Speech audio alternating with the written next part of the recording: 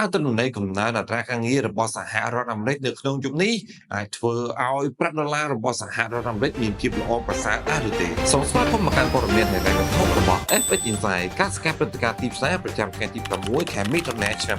2025សន្ទុះប្រាក់ដុល្លារក្នុងរយៈពេលចុងក្រោយនេះហាក់មិនទាន់មានភាពល្អប្រសើរនៅឡើយទេជុំវិញភាពតានតឹងនៅតំបន់អាស៊ីនិងអឺរ៉ុបបើទោះបីជាយ៉ាងណាក៏ដោយភាពវិជ្ជមាននៃប្រទេសសហរដ្ឋអាមេរិកនិងចិនក៏មិនទាន់បានធ្វើឲ្យប្រាក់ដុល្លារមានភាពល្អប្រសើរមកវិញនោះទេដែលបច្ចុប្បន្ននៅបន្តក្នុងបរិវេណតម្លៃ 98.75 ហើយសម្រាប់ថ្ងៃនេះយើងក៏នឹងទទួលបានអំពីរបាយការណ៍ដ៏ធំរបស់សហរដ្ឋអាមេរិកគឺទិន្នន័យអត្រាការងារទូទាំងប្រទេសដែលត្រូវបានគេរំពឹងទុកថាហាក់មានការធ្លាក់ចុះមកត្រឹម 126,000 កន្លែងទាំងដែលទិន្នន័យចាស់គឺ 177,000 កន្លែងបើសិនបើទិន្នន័យធ្លាក់ស្ដែងធ្លាក់ទៀតនោះនឹងធ្វើឲ្យតម្លៃហាងឆេងមាសមានការប្រែប្រួលខ្លាំងហើយយើងក៏នឹងមានរបាយការណ៍ប្រាក់ចំណូលជាមធ្យមប្រចាំម៉ោងដែលទំនងជាមិនមានអ្វីផ្លាស់ប្ដូរខ្លាំងនោះទេសម្រាប់លើអឺរ៉ូវិញបានបិទដំណើរការទីផ្សារនៅក្នុងបរិវេណតម្លៃ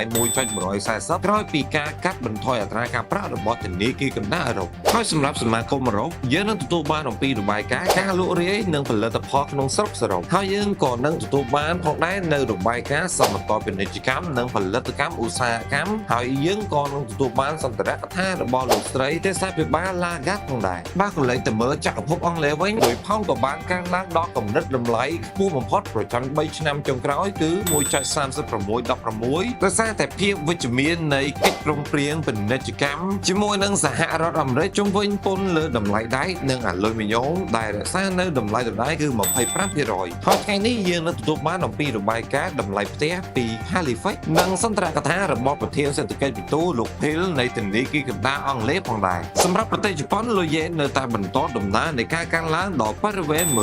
143.50 ក្រោយពីមានការកើនឡើងនៃទិន្នផលសញ្ញាបត្ររបស់សហរដ្ឋអាមេរិកហើយនៅក្នុងខែនេះយើងក៏នឹងទទួលបានអំពីរបាយការណ៍ការចំណាយសរុបនៅក្នុងគ្រួសារនិងទុនបម្រុងបរទេសសម្រាប់ធ្វើការតាមដានលុយអូស៊ីហាក់មានភាពកើនឡើងមកវិញដល់បរិវេណ